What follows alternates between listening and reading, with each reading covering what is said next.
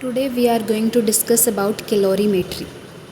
This is the most important topic from the chapter thermal properties of matter. सबसे पहले हमें कुछ important values याद करनी होगी. Specific heat of ice is 0.5 calorie per gram per Kelvin. Specific heat of water is 1 calorie per gram per Kelvin, and specific heat of steam is 0.47 calorie per gram per Kelvin.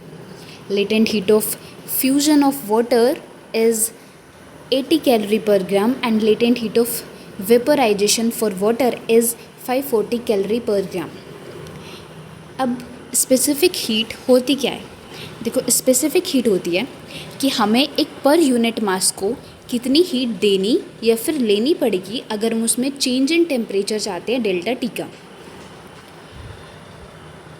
Latent heat of fusion होती है कि हमें per unit mass को कितनी heat देनी या फिर लेनी पड़ेगी अगर हम उस पर्टिकुलर सॉलिड को लिक्विड में कन्वर्ट करना चाहते हैं.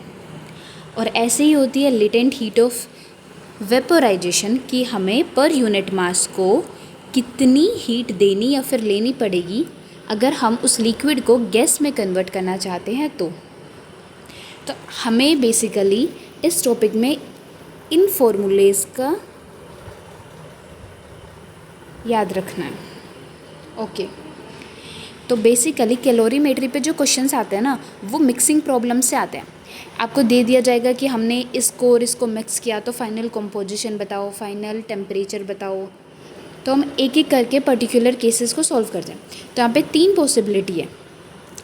अगर हीट रिलीज, जितनी हीट निकली है अगर उतनी ही हीट हमें चाहिए किसी चीज़ को देने के लिए, मतलब जितनी हीट निकली है उतनी ही हीट ऐड करनी पड़ेगी, तो पूरी की पूरी जो बर्फ़ है वो पिघल जाएगी और जो फाइनल टेम्परेचर होगा वो 0 डिग्री सेल्सियस होगा.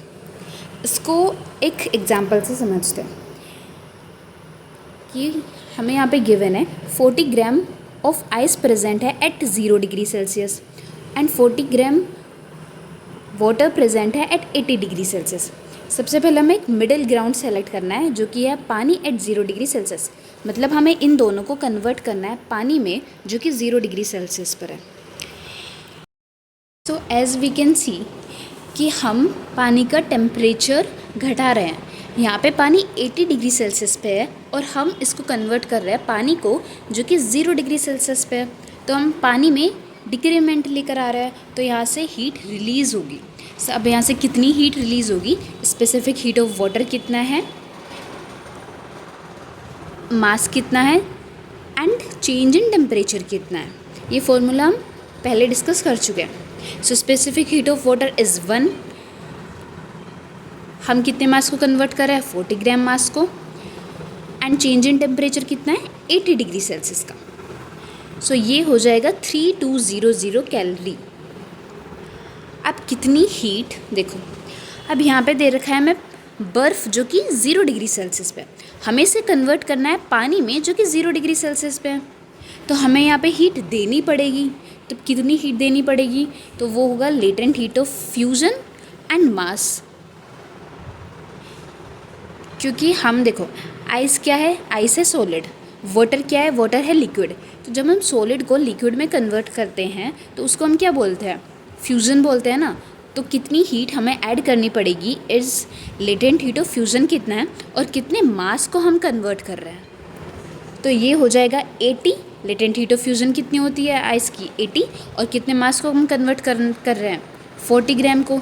सो ये हो जाएगा 3200 कैलोरी. तो अब हम देख सकते हैं कि जितनी हीट यहाँ से रिलीज़ हुई है उतनी ही हीट यहाँ पर ऐड हुई है. तो मतलब पूरी की पूरी बर्फ़ पिघल जाएगी एंड जो फाइनल टेम्परेचर होगा वो होगा 0 डिग्री सेल्सियस. पूरी बर्फ़ पिघल गई. देखो, यहाँ से यहाँ पे थी 40 ग्राम बर्फ़, है ना, और यहाँ पे कितना हो गया? 40 ग्राम पानी. यहाँ पे 40 ग्राम पानी था और यहाँ से भी कितना है? 40 ग्राम पानी. तो रिजल्टेंट जो कंपोजिशन होगा वो होगा 80 ग्राम वाटर. और टेम्परेचर तो कुछ बचेगा ही नहीं ना. यहाँ से जितना टेम्परेचर निकला था यहाँ पे उतना का उतना टेम्परेचर लग गया, तो यहाँ पे कोई टेम्परेचर ही नहीं बचा. सो ये फर्स्ट केस था कि अगर जितनी हीट रिलीज़ हुई है उतनी ही हीट ऐड हो तो फुल आइस मेल्ट हो जाएगी. फाइनल कंपोजिशन में सिर्फ और सिर्फ पानी बचेगा एंड फाइनल जो अब सेकेंड पॉसिबिलिटी ये है कि अगर हीट ऐड ज़्यादा है देन द हीट रिलीज़, तो कुछ आइस मेल्ट हो जाएगी और जो फाइनल कंपोजिशन होगा वहाँ पे आइस और वाटर दोनों प्रेजेंट होगा, but temperature will be 0 degree Celsius. इस सेकेंड केस को भी हम एक एग्जांपल से समझते हैं। हमें यहाँ पे गिवन है कि 40 ग्राम आइस प्रेजेंट है at 0 degree Celsius and 4 gram water present है एट 80 डिग्री सेल्सियस। हमें इन दोनों को कन्वर्ट करना है पानी में which is at 0 degree Celsius, ठीक है। सो यहाँ से कितनी हीट रिलीज होगी? Specific heat of water into mass into change in temperature, that is 320 calorie. So यहाँ से जो हीट रिलीज हो रही है वो है 320 कैलोरी की, और यहाँ पे कितनी हीट हमें देनी पड़ रही है?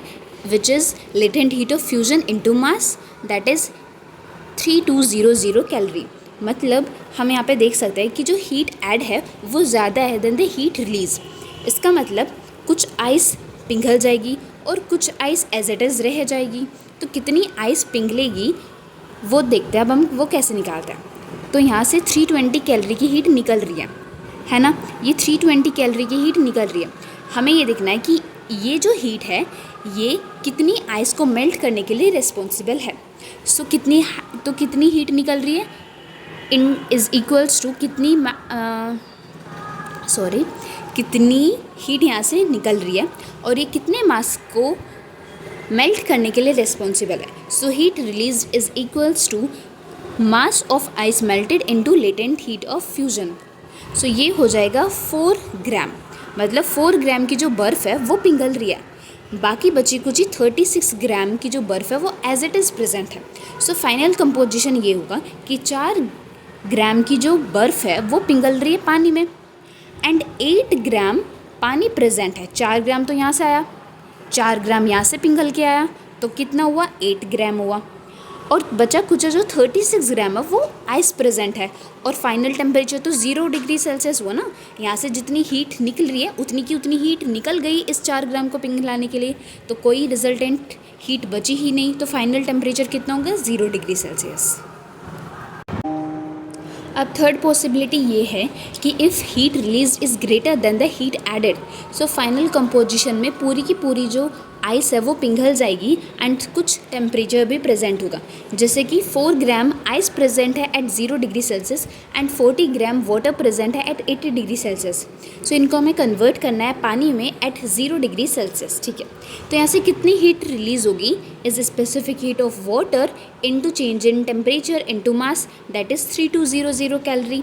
एंड यहाँ पे हमें कितनी हीट ऐड करनी पड़ेगी? Is latent heat of fusion into 4, that is mass which is 320 calorie. तो हमें पता है कि यहाँ से 3200 कैलोरी की हीट निकल रही है।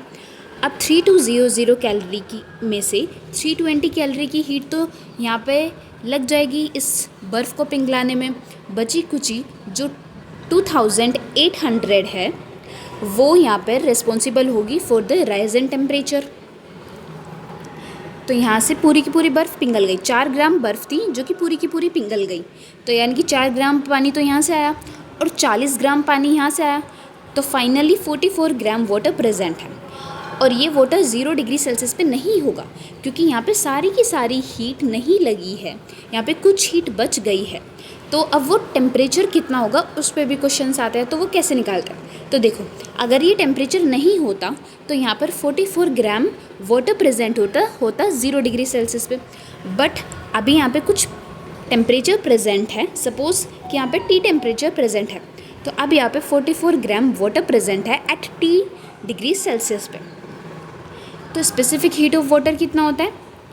Heat divided by mass into change in temperature. तो यहाँ से चेंज इन टेम्परेचर कितना हो जाएगा? Heat divided by mass into specific heat of water. तो चेंज इन टेम्परेचर यहाँ पे कितना है? यहाँ पे 0 डिग्री सेल्सियस है, यहाँ पे टी है, तो change in temperature final minus initial that is T.